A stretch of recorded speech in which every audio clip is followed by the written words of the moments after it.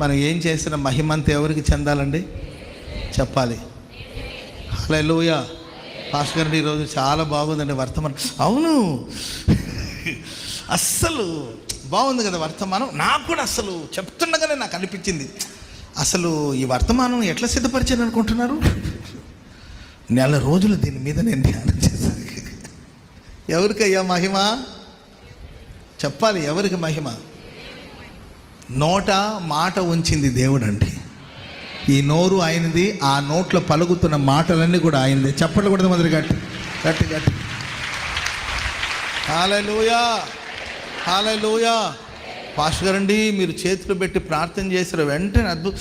అవునమ్మా, ఈ మధ్య అసలు నేను రోజుకి 8 గంటలు ప్రార్థనలో ఉన్నాను. 8 కాదు కదా, 16 గంటలు ఉన్నా అది ఆ క్రెడిట్ నీది కాదండి, ఆ దేవునికి మాత్రమే మహిమ కలగాలి. చప్పట్లు కూడా మొదలు